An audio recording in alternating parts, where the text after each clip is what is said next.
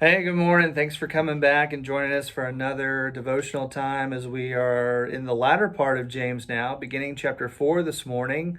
Thanks for being with us, and I hope you're enjoying this time as we're spending these moments together going verse by verse through James. I know it's been a challenge, but yet a joy for me as I've been going through this book just to unpack these verses and share them with you. So let's get into what we're doing today. Now, we have to break this part up a little bit. I was wanting to cover James 4, 1 through 6 in one setting, but I realize it's probably just going to be too much to do right now. So we're going to cover verses 1 through 3 this morning, and then in our next time together, we'll hit verses 4 through 6. So let's begin in verse 1. What causes quarrels and what causes fights among you? Is it not this, that your passions are at war within you? You desire and you do not have, so you murder. You covet and cannot obtain, so you fight and quarrel. You do not have because you do not ask. You ask and do not receive because you ask wrongly to spend it on your passions. I'm going to stop there for now, but just know that's not the full thought yet. We're just having to break these things up a little bit. As we finish talking about the tongue and what godly wisdom versus earthly wisdom looks like in chapter 3, now we're at the beginning of chapter 4. And it would appear on the surface that James is taking a completely sharp right turn here into another argument. And I know it may feel that way at first, but I think what you're going to discover as we go through this, as we start to kind of work our way through chapter 4, you're then going to start to see how this argument ties into the previous, which tied into the previous before that, and so forth. He's really got a focused process through all this, even though it looks like he's going into different subject matters, but they all are tying in from one to the other. Now, he said all this stuff about our language and about earthly wisdom in action versus biblical wisdom, and then he builds up here to chapter 4. Now he's issuing this stern rebuke to the readers. And some have even wondered if he's even actually talking to Christians in this chapter, just because of how sternly worded it is. He's being pretty straightforward about all this. But his point throughout the entire chapter is he's dealing with the issue of self-centeredness, which sounds quite familiar from the end of chapter 3. He wants to really just deal with this head on, this matter of self-centeredness, and it's seen in different ways, which he's going to deal with in chapter 4, and the effects that it has on our lives. So he starts off verse 1. He starts asking these rhetorical questions. Again, I think he's got that Paul influence again a little bit. What causes quarrels and what causes fights among you? I mean, I don't think he's actually asking because he doesn't know the answer. I believe he's asking because he's going, I wonder what's causing all these fights and quarrels among you guys. You know, everybody would obviously know what the answers are. And then as he tries to give the answer, is it not this, that your passions are at war within you? So he gives these questions. He's just gotten done dealing with self-righteousness versus, the pride versus the selflessness and humility. And that's what causes, he just got done dealing with that. And then he says, this is what's causing these fights among you. That's why I believe this is a rhetorical question. He just got done finished talking about this stuff. What causes the jealousy, the envy, and so forth? Hey, I wonder what's causing this fight. Yeah, if we didn't already say that a few verses ago. And notice how he uses the plural form of each of those words. Quarrels and fights. It's not just a singular event that happened one time where he's going, that fight you had way back then, that probably shouldn't happen again. Why are there continuing, ongoing quarrels, plural, fights, plural, among you?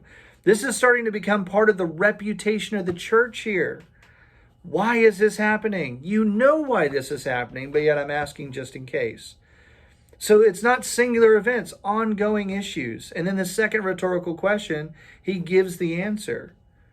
Isn't it the fact that your passions, your lustful desires, those are the things that are at war within you, and that's causing all the fighting and quarreling going on?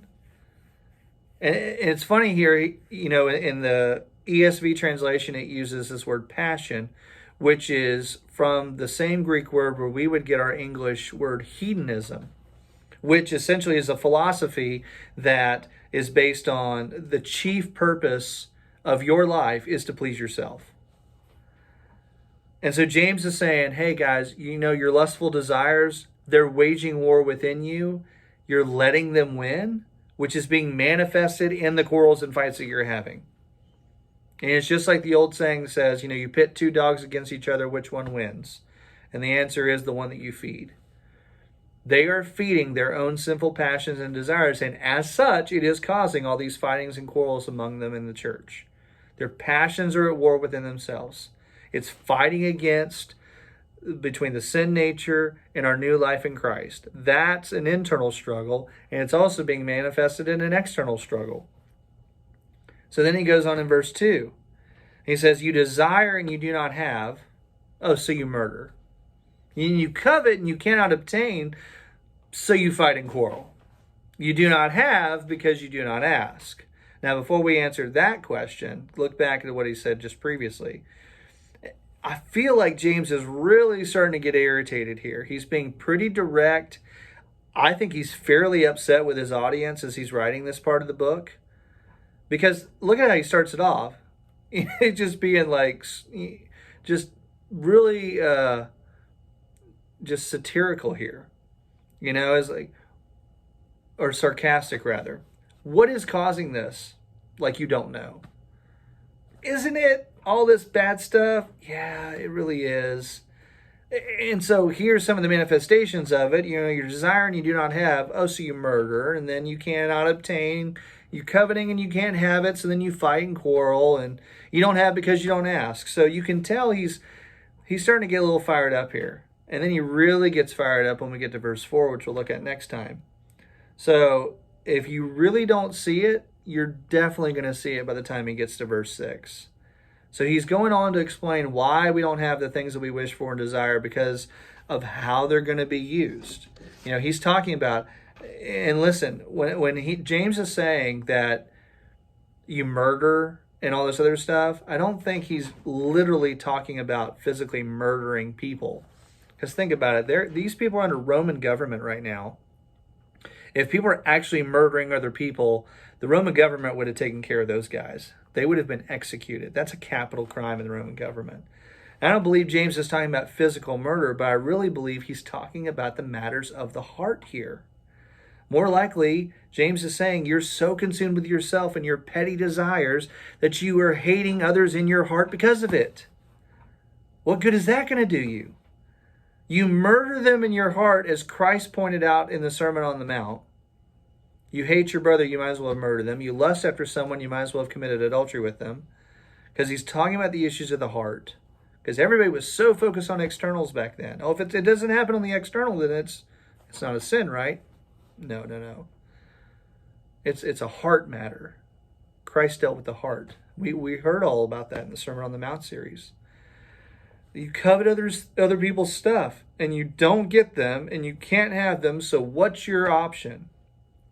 Rather than saying, it's probably a good thing. People are turning around and picking fights with them. They're coveting things that other people have, and when they don't get to have those things too, they pick a fight with those people. Now, how many of you have seen that in churches? People want to be in positions of power in the church, or people, when they don't get what they want, they start to cause a stink or start a coup, or they end up picking a fight with the person who resists them, or with the authority that resists them. It happens. It happens in churches. James is dealing about this here, and he's not even done with this thought. He's essentially setting his readers up for what's coming in verse 3. First he gives this qualifier for the person's desires. First of all, let me tell you this. You don't have because you don't ask. Oh, that's the solution. Ask and you shall receive, right? That's got to be it. So, they're problem solved, and so we'll do that and that'll be fine, right? If only they'd known this sooner, that would have just fixed all their issues. And James said, well, hold up. I have something more to say. You ask and you do not receive, verse 3. Why? Because you ask wrongly to spend it on your passions. So here's the setup, and then he pulls the rug right out from underneath him. And like I said, I think James is getting fairly hot under the collar about all this, because as he's writing, none of these actions are marked. I mean, just think about this. None of this in the first couple verses are genuine marks of true Christian faith. Not at all. This is all reflection of the world, reflection of ungodliness, reflection of sinfulness, of prideful hearts, as we talked about earlier. James is just saying, oh, by the way, you're asking, but then you're not receiving. I know I said before, you don't have because you don't ask. But then here's the issue with that. You're asking and not receiving. Why? Because you just want to use it on yourself. You're praying selfishly, and God knows it. Therefore, that's why you don't have what you ask for. Your motives are impure, your desires are sinful, and your goals are selfish. And God says, listen, I'm not listening. I don't want to have anything to do with any of that. I mean, look back at Psalm 66, verse 18. What does it say? If I had cherished iniquity in my heart, the Lord would not have listened. So here's my question. Before we get to the tipping point here, before James just kind of unloads on these people here in chapter 4, let me pull it back for a second and ask us a question. Are you and I asking for things in our prayer life because we want to consume them on ourselves?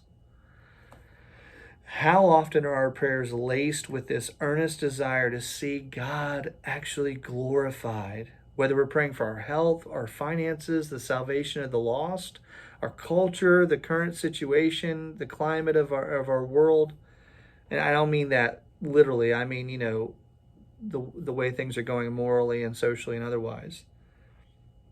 Maybe it's a good time to stop for a moment and remind ourselves to take personal inventory and make sure that our prayer life is not being filtered through our own selfishness. It's food for thought. And before we look at verses 4 through 6, before we see how all these things tie together, as James is really getting irritated with the things that he knows and has heard about what's going on in this church, which we'll talk about in our next devotional time together, let's take a moment, do some personal inventory. God, am I praying in a way that is putting me above you, that is putting my desires above your desires, that is seeking to look at you like you're this magical genie that's going to give me what I want and desire, all because I've simply prayed? I have to do that myself. We have to do that in our own lives. Because, listen, this is so applicable for us. We ask and we don't receive because we would consume it on ourselves. May that not be a mark of our prayer life, but that in everything we ask of the Lord, not for us, but for your glory alone, may these things be done. May your glory be what's on display. If it works to our benefit, great. But ultimately, we want your glory to be on display. We want your will to be done and not our own. Hope you'll think of these things, work through these things, and then I'll join you again in verse 4 next time.